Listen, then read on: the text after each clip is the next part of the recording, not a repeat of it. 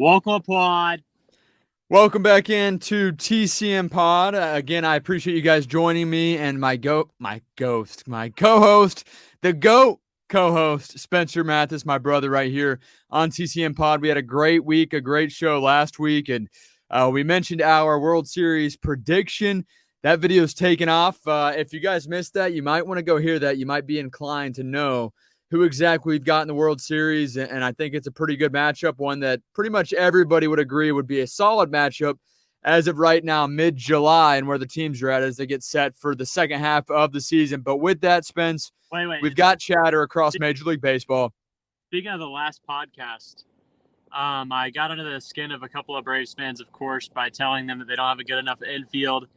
I was just trying to find something wrong with the Atlanta Braves, which there is nothing besides maybe their left fielder, Rosario. That's probably their biggest issue. But on that same note, I ran into Logan Dyer, who listens to the podcast now as well, he says.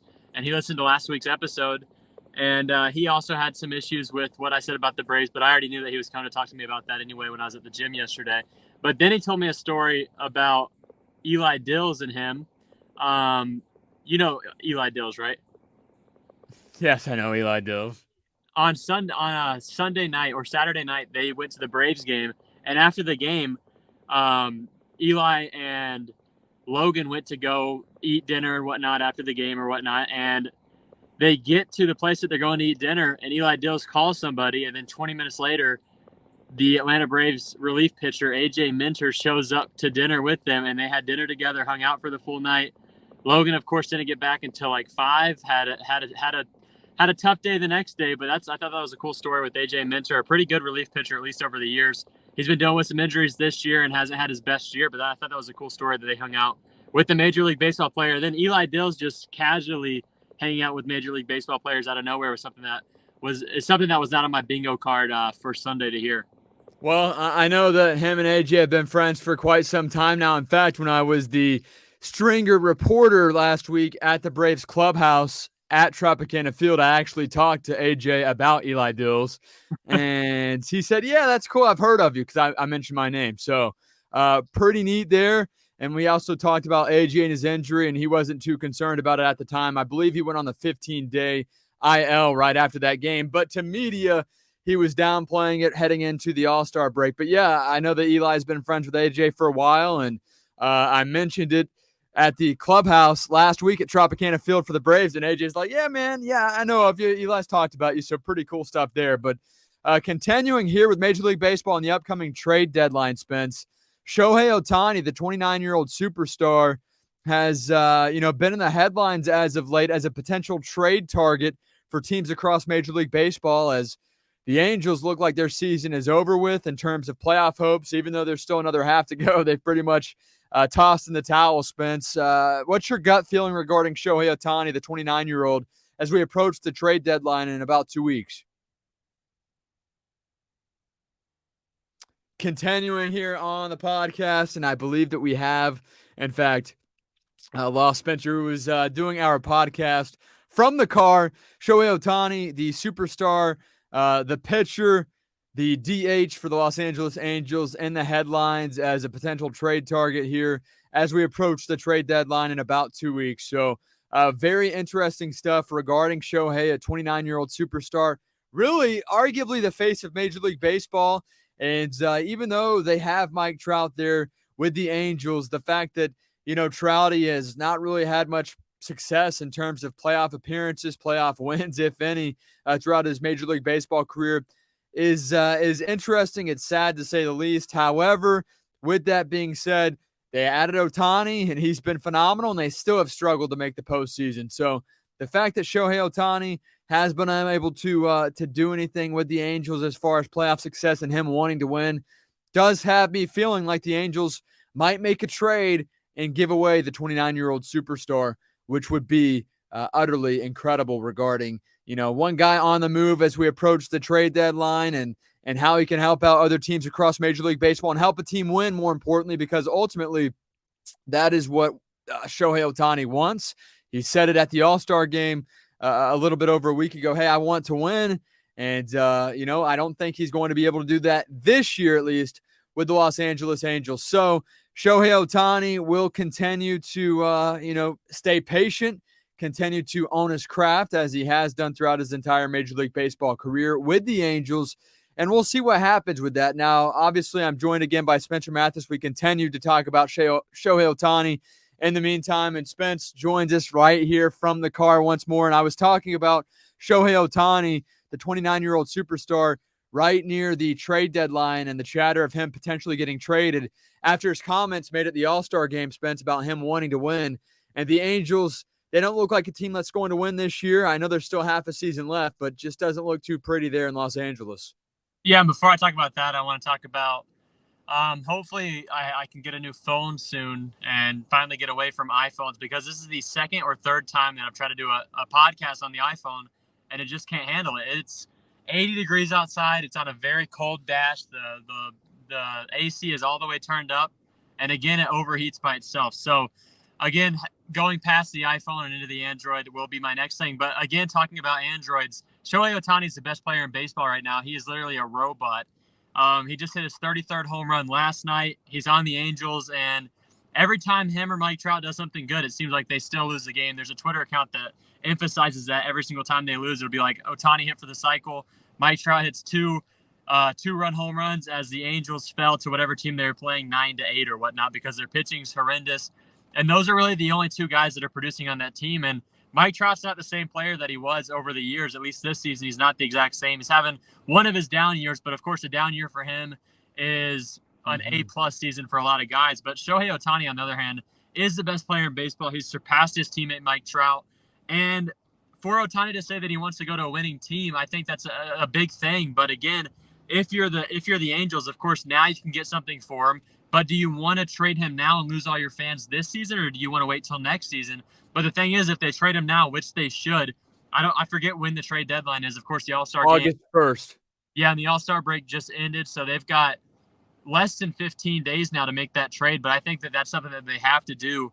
And the Tampa Bay Rays, if they want to go in for a guy like Shohei Ohtani who can help them win a World Series, because they need pitching, they need hitting, and he offers both of those at elite levels, especially the hitting area, which the Rays have really struggled in the last probably 10 of the last 15 games. Even in the game yesterday, when you're listening to this podcast, the Kansas City Royals were beating them 8-4 in the seventh inning. So that's the thing with the Rays, where their hitting isn't as good as we remember at the start of the season, because you look at the numbers of Randy Arozarena and Wander Franco, and both of those guys now are hitting 278, which wouldn't be top on a couple of teams, but it is on the Rays. 278 is good for the Rays, but on a lot of teams, that's not the top thing. And I think Luke Raley is actually the leading batting average on the Rays with like a 285, which is not something that you want to see. If you get Shohei Ohtani on the Rays, even if it is just a rental for 4 months or 3 months, if the Rays make the playoffs, of course they will. But if they make a big run, I think it's worth it. I mean, I heard you and Nick Wise talking on the show on the Wise and Mathis on Saturday. Would you trade for Shohei Ohtani if you get one World Series and then 10 years of bad baseball? I think the Rays could trade for Shohei Ohtani, get a World Series out of this, and then still make the playoffs the next couple of years, because their team is already good in the major leagues. Of course, you'd have to trade away a couple of guys like Curtis Mead, a couple of big prospects, maybe even a guy that just has made his name in the Major League Baseball realm, and I forget his name, the second baseman for the Tampa Bay Rays, who isn't looking great. Aranda, not looking good. Yeah, Aranda might be a guy. Aranda might be a guy they trade, and maybe Taj Bradley too on the back end of the rotation. And I would be completely fine trading away Taj Bradley, because at this point in his career, I mean, this is his second season, and we haven't really seen him go past 5 innings strong for at least 2 games in a row. So he's kind of a guy that's going to look like a bulk guy for the Rays. But if you can keep Bradley, have him as your fifth, and get Shohei Ohtani for a ton, and it's going to be a ton of minor league players, big prospects that you're going to have to give up for him, I think it's worth it, because the Rays right now with the roster that they have constructed is not going to win a World Series. And they're going to need more than just a starting pitcher. They're also going to need one good hitter if they want to make the run like they did in 2020. So it would be a huge trade for Tampa Bay Rays and Neander.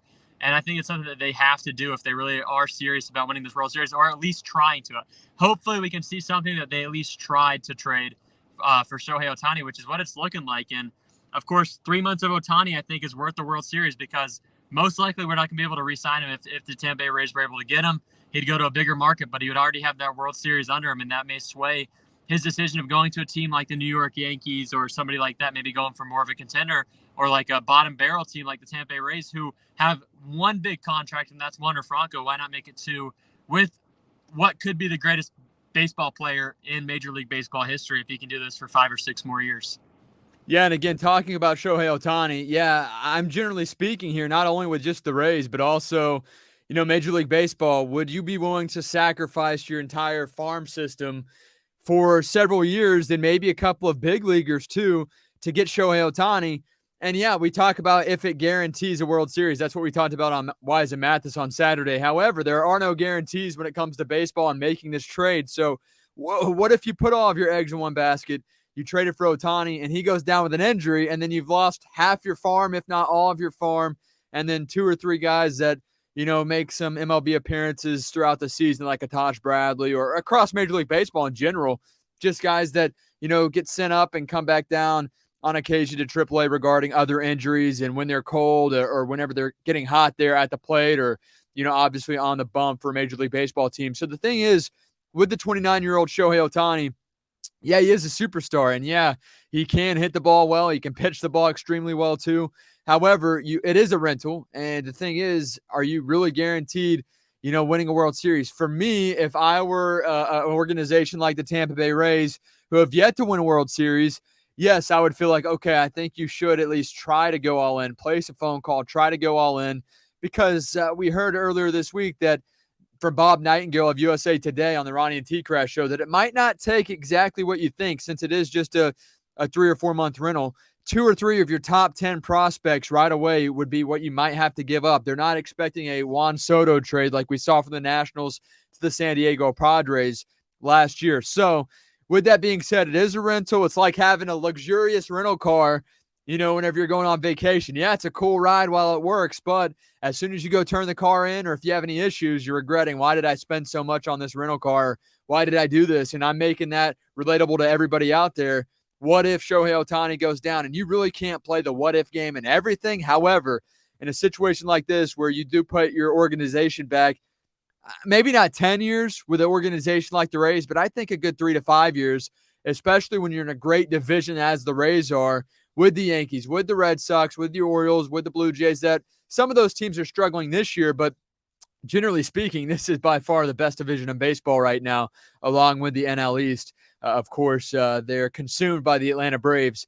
So for me personally, I just don't know. I don't know if you were to make a trade for Ohtani, how much he pushes your World Series odds over the hump regarding, okay, do the odds go, plus 25% if you trade for this guy, or is it maybe a 5 to 10% chance or, stake here that they go up in search of a World Series? For me, I don't know. I think the appeal is there, but what if he goes down is just too much for me when it comes to this organization and the pieces here in Tampa, for example, and again, across the board with Major League Baseball. I just don't know if I would pull the trigger and make this move.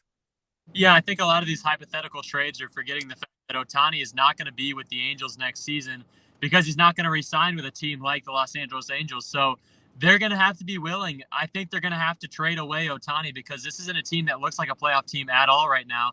And they're a team that's going to be selling at the deadline. They're not going to be getting any better. So why keep Ohtani right now whenever you could trade him for some prospects that would make this team at least competable within the next 3 or 4 years? And if you're getting Rays prospects, you're getting them from the Durham Bulls, who are most likely going to win the AAA crown, which they seem to do every year. They're always in contention because the Rays have a top farm system. And you're going to get guys that are ready to play within 1 to 2 years if you trade with the Tampa Bay Rays. So I think Ohtani will get dealt by the trade deadline this year. We just got to see who it is to.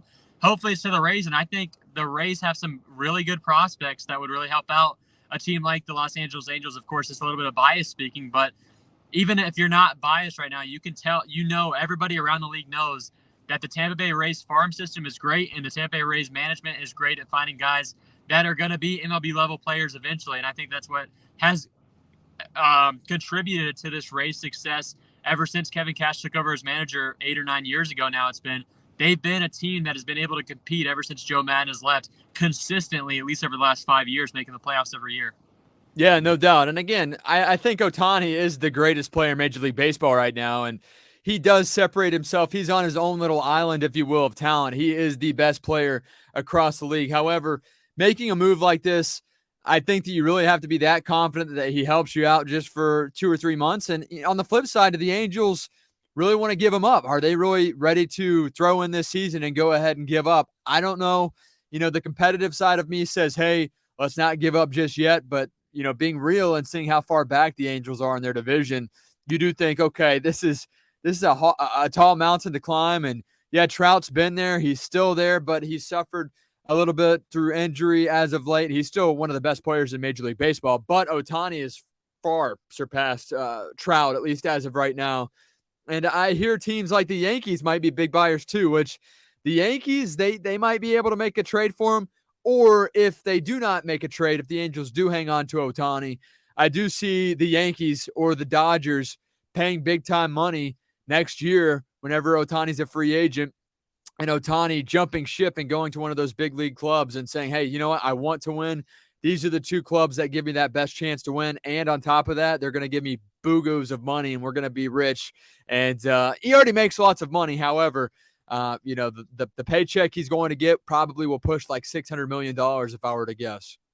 Yeah, it's going to be a huge contract for Ohtani, but he may not want to be restrained to one team for over 3 years. And if he's looking at it like that, a lot of these guys that are making these big contracts right now are kind of getting stuck with teams after 2 or 3 years that aren't going to be a very competitive team. So for a guy like Ohtani, who's going to be one of the best players in baseball for at least the next 5 years, maybe he doesn't want to get stuck with a team for more than 3 years. And that would maybe be a benefit for the Rays, because I think they're a team that's willing to trade or willing to give up a little bit of money for a short amount of time, but not a team that's going to go for a long period of time. So we'll see how that goes. Hopefully the Rays can get Ohtani, and I think that'd be a huge, huge, huge pickup. Probably the biggest deal ever at the trade deadline for anybody if the Rays were to land Shohei Ohtani, because they're already the second best team in baseball. Imagine them with the best player in baseball. That may make them the best team in baseball. All right, real quick as we wrap up the baseball aspect of the show, a lot to get into regarding the NFL. D-Hop just signed with a new team. We'll talk about that. And is D-Hop career, is it over with now that he is, well, we'll mention his new team here in just a moment. But this episode of TCM Pod brought to you by Ivy Log Meat Processing, newly renovated shop with great staff, booking harvest dates right now. Check out the description down below or give them a call, 706-745-0011, or visit ivylogmeatprocessing.com. Also, check them out on Facebook as well. That's Ivy Log Meat Processing LLC on Facebook. They bring you each and every edition of the Chris Mathis podcast. And continuing with Ohtani right here, right now, if you are the Rays, for a team like the Rays, but the Rays are the best realistic shot here as far as a team just needing that extra push as the number 2 team in Major League Baseball right now behind the Atlanta Braves. Would you trade the farm for a 2 or 3 month rental right now for Shohei Ohtani? For me, I say no. I don't think that the benefit of making this trade is enough to say, hey, you know what? He pushes us to that upper level and guarantees that we're going to make a deep playoff run. I think the Rays, if they get their bats alive here in the second half like they were for the majority of the first half, they don't have anything to worry about as long as the pitchers stay safe and stay healthy. And I think that the Rays should trade for a starting pitcher over Shohei Ohtani. Spence, if you're the Rays and Eric Neander, would you make this move and cash all in here for Shohei Ohtani for maybe 2, 3, 4 months? Yeah, I think you would only, like I said earlier, I think that the hypotheticals are getting out of hand. And then you also made a good point about that as well. A lot of people are thinking maybe the Rays are going to have to trade 5 of the top 10 prospects. It would most likely more realistically be 2 or 3 with maybe even just 2 prospects with the starter now on the major league team that's an everyday guy that can play outfield, which they'd probably need as well. So maybe a guy like Manuel Margot, I think, would be the only expendable outfielder for the Tampa Bay Rays right now, which I don't think a team like the Angels would want to be able to pick up his contract. So they're going to want guys that are in the minor leagues. And I think regardless of who you have to trade within the Rays farm system, I think Ohtani's a guy, a generational player that is worth trading the barn that you have in the minor leagues. And even if it takes 3 or 4, maybe even 5 minor league players, I think it's worth the trade because he is the best player in baseball. And I think he's going to continue to be that, even if he was restrained to DH or pitcher or outfielder or pitcher. I think you still make the trade, whoever you are as a team, because any Major League Baseball team could use a guy like Ohtani right now, and the Rays especially more than anybody. And moving on now, of course, talking Ohtani, we want to hear from you guys right here. Tweet us, message us on Instagram at TCM Pod, or also comment down below, give this a like and a review on Spotify, Apple Podcast, YouTube, and iHeartRadio app as well. But DeAndre Hopkins has been big talk this offseason, Spencer, as he is officially a free agent, or he was until yesterday, in which he signed with one team. And it's a team that had been rumored to have interest in him and that he had mutual interest in, but I did not expect them to land him.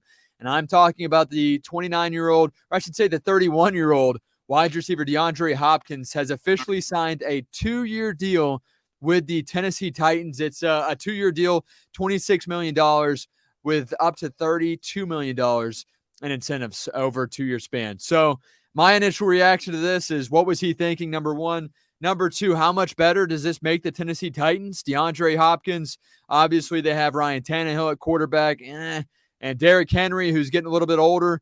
I just don't know if this is the right fit for DeAndre Hopkins, but what say you, Spence? Obviously, the Bills had some interest, I hear. Also, the New England Patriots, a few other teams as well were interested in D-Hop ahead of this upcoming 2023 season. Yeah, I mean, for DeAndre Hopkins, 31 years old is old for a receiver. He's probably got 2 more years, which is what he's dedicating his prime to, is the Tennessee Titans, and either your quarterback's going to be Ryan Tannehill or so. Obviously, he's not a guy that's willing to take a pay cut to win now. He's going to the Tennessee Titans, who are a team with a great defense, which is what he wanted, a great coaching staff. They're always going to be in at least in the playoffs. Maybe he's the guy to transcend them to the next level, because just a couple of years ago, that was a team that was in the AFC divisional, was a top team in the AFC for 2 or 3 years whenever Derrick Henry was in his prime. And right now, as a running back, Derrick Henry's getting up there as well. He may be leaving his prime, and it's not even a maybe at this point. It's definitely heading into this season. He's not going to be the same tailback that he was over the last 2 years. But the big thing for me to look at is your quarterback is Ryan Tannehill. And I think that's the thing where you're kind of thinking maybe DeAndre Hopkins doesn't want to win these games right now, because with Tannehill, you're going to need a good quarterback to win. I think the NFL has shown that over the last 3 years. Used to be defense wins championships. Now you look at the teams, the quarterbacks that are winning the Super Bowl. Recently, we've had Patrick Mahomes, Tom Brady, Matthew Stafford. These are teams with good defenses and good quarterbacks. You can't just win with a good defense anymore, like the Buccaneers did in 2002. You have to have a really good quarterback. I mean, you can have a good quarterback. Tannehill is probably an average quarterback when he's healthy, but you have to have a guy that can go over and above. And Ryan Tannehill is not that guy, and the Tennessee Titans are not the team in the AFC. And I think for him to go from an NFC team in the Arizona Cardinals to an AFC team in the AFC, if you looked at the division, the most stacked conference that I've seen probably in my lifetime watching football, at least in terms of quarterbacks, and you're going to a division going against great talents. I mean, you got to go up against the Colts, who are, of course, a newer team. That division is not the best, but overall, the conference, the AFC, and the teams are going to be playing in the playoffs are literally insane. So a terrible decision, in my opinion, for DeAndre Hopkins, but, I mean, go get the bag if you can. Why not chase it? And I think that's exactly what DeAndre Hopkins was doing by going to the Tennessee Titans. I don't think it was a good decision for him business-wise, because the Titans seems to be where careers go to die. I mean, you remember Julio Jones, of course, he had all those injury problems. He was still nearly in his prime, but he kind of ended his career with the Tennessee Titans. Of course, he went to play for the Buccaneers last season, was not the same Julio Jones that we had seen before, and I think the Titans were the last time that we saw him be decent. So another name to mention there, Randy Moss ended his career basically with the Titans. Andre Johnson. There's been a couple of more as well. I just don't think that the Titans have ever been a receiver-friendly team or just an offensive team in general. And going over to the Tennessee Titans when your quarterback is Ryan Tannehill, I think was a bad move for him if he ever wants to win anything, because when this contract ends, he's out. I mean, I think he's got maybe one more year as a number 3 guy or number 2 guy, which Julio was last season, maybe even a number 4, because 31 is old for a receiver, and when he ends his contract, he'll be nearing 34. So not a good decision for Hopkins. Yeah, and also on top of that, it's almost as if you read my pre-show notes, because I did have that down. I had Randy Moss, I had Julio Jones, I had Andre Johnson going to Tennessee with the Titans and really having their careers die, per se. And I think that that's the case right here with DeAndre Hopkins, because the guy, he only played 9 games last year. He suffered through an injury, only played 9 games. And also a comment that made me kind of shocked and rose my eyes a little bit, my eyebrows, is what he said about he'll be done playing football when he quits getting 1,000 yards in a full season. And the fact that you're already thinking about that at the age of 31 goes to tell me that, you know what, I think that he loves the game, but I don't think that he's what he was. He knows that he's not what he is and what he has been throughout his career. And he just chased the bag, which is okay professionally. Go get the money. However, the fact that he went to Tennessee with the Tennessee Titans and Ryan Tannehill and a team that's really struggling and a team that's going to have to face, again, you talk about the AFC South, nothing too incredible. Houston Texans might win a handful of games. Same thing with the Colts this year. However, the Jags are in that division, the Jacksonville Jaguars, and they're going to have a really good year this year. And the AFC is a juggernaut. So I think it was a bad move, a bad business decision. Obviously, I think he had to have been seeking the money and only the money in this case. But again, this is something we'll have to watch out for. I don't think DeAndre Hopkins in Tennessee is going to work. He might have fun. He's been friends and worked out in the past with Derrick Henry.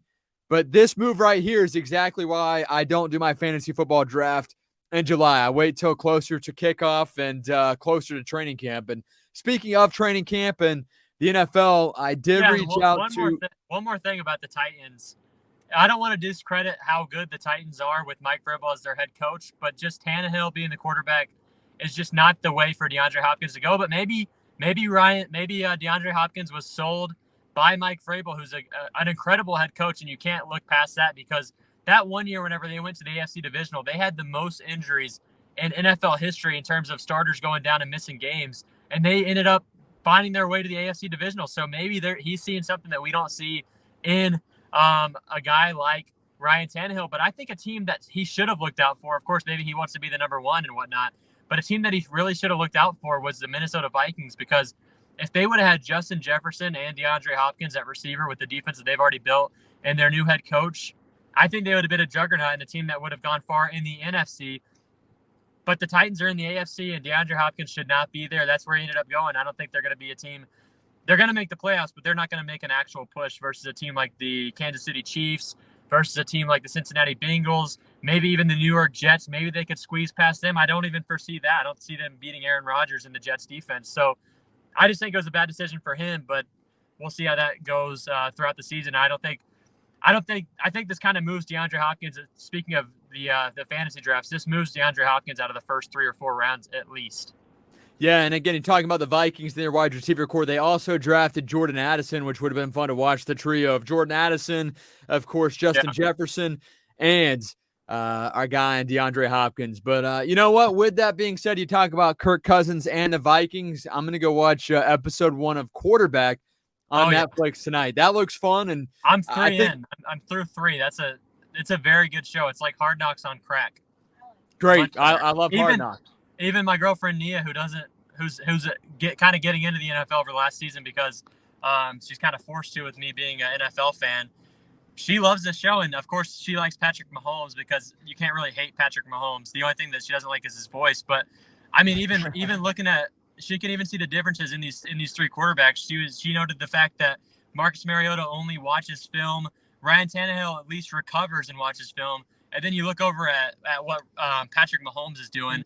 And it's insane to see how he trains compared to the other 2 quarterbacks. And not discrediting Kirk Cousins because I'm a fan of Kirk Cousins, especially after watching this show. But looking back at Marcus Mariota, you're kind of like, wow, you can kind of see why the Atlanta Falcons couldn't win the division last year.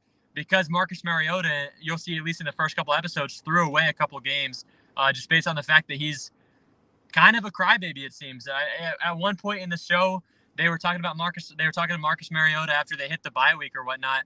And he's like, yeah, man, I hate losing. It just puts me in a dark place. So he's a guy who can't deal with losing. Yep. Not sure even where he ended up heading into next season, but he's definitely not a starter again in the National Football League. And I think that this show kind of hurt him even more in terms of becoming a starter again. Yeah, and the thing is, they agree to do this show, Spencer, ahead of the season. So it's not like, they can back out after they make the agreement. Hey, I'm going to take part. Instead, they filmed it throughout the season last year, and he stuck with it. So it will be interesting to see how this shakes out. I am going to check out episode 1 later on tonight. We'll talk more about it next week right here on the pod. And as I was mentioning before you brought up the quarterbacks, I reached out to Patrick Johnson, our friend with the Philadelphia Eagles, to join us here on the pod, hopefully Thursday of this week. So I'll keep you posted on that. Follow us on social media at L Savage Spence and at the Chris Mathis. More importantly, go like, comment, and subscribe at TCM_pod. That's it. Peace. We'll talk to you next week.